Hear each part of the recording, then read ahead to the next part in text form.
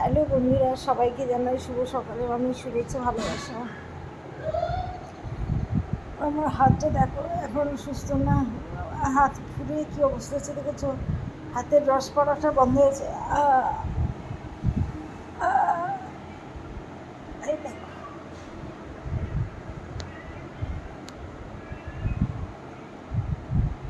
দেখতে পাচ্ছ হাতটা ফুলে কী হয়েছে। আজ 3 দিন হচ্ছে এরকম হয়েছে।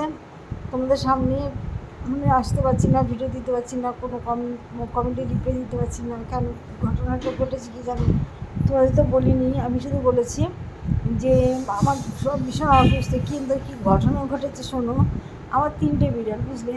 একটা বিড়াল হচ্ছে নিমকি, ভীষণ ভীষণ তেজি ওরে আমরা সবাই ভয় পেয়ে চলি। ও সব মানে সবাইকে মারে, এত তেজি না ভাবতে পারবো না। এবার বাইরে একটা বিড়াল এসছে, তার 3টে বাচ্চা ছিল, সেই 3টে বাচ্চাকে মেরে দিয়েছে। বললাম না তোমাদের, গল্প করলাম। তারপর থেকে বিড়ালটা আমার বাড়িতেই থাকি, সবসময় বাইরে বারান্দা থাকি, ওকে ঘরে ঢোকাতে পারি না। শুধু এদের ভয়ে আমি ওকে ঘরে ঢোকাতে পারি না, এরা হিংস্র মারবে। কিন্তু বিড়ালটা খুব ভালো, যেন আমাদের পাশে ছাড়া ছাড়াই না, তো ওদেরকে খেতে দিয়ে আর বারান্দা থাকে। তা এদেরকে তো সবসময় ঘরে আটকে রেখে দিই আমার বিড়ালগুলো। হঠাৎ করে নিমকি দরজা খুলে বেরিয়ে গেছি, দরজাটা খুলেছি, হঠাৎ করে বেরিয়ে গেছে, বুঝতে পারিনি। বেরিয়ে গিয়ে ওরে মারপিট, ওই বিড়ালটার লোম শুধু ছিঁড়ছে, যেন লোম ছিঁড়ছে। আমি আর থাকাতে পারছি না, আমি আমার মেয়ে চিৎকার করছি, থাকাতে পারছি না। আমার হাজব্যান্ড বাড়ি ছিল না, থাকলে এই ঘটনাগুলো ঘটতো না।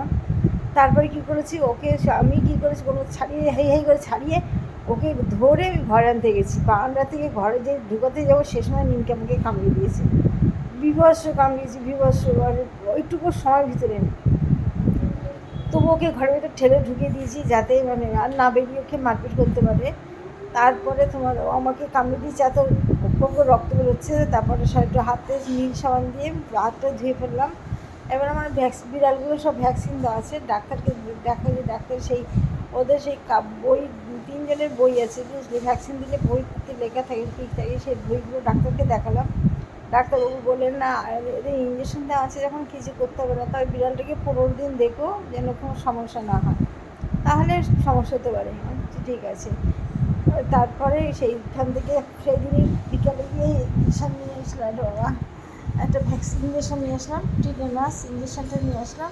নিয়ে আসার পরে ডাক্তার তোমার ওষুধ দিল, অনেক রকম ওষুধ দিয়েছে। তারপরে ব্যথার জন্য তো আমি সব ওষুধ খেতে পারি না, তোমরা জানো না হয়তো, আমার ব্যথার জন্য সব ওষুধ খেতে পারি না, 12 আছে খাওয়া। অ্যান্টিবায়োটিক দিয়েছে, সেই সব খেয়ে এখন একটুখানি কথা বলতে পারছি। 2 দিন তো একদম চুপচাপ পড়েছিলাম। তাকে মজার বিষয় কী জানো, দুঃখের ভিতরে একটা হাসির কথা, আবার রান্না করতে হচ্ছে না, আমার মেয়ে আর হাজবেন্ড 2জন মিলে রান্না করছে।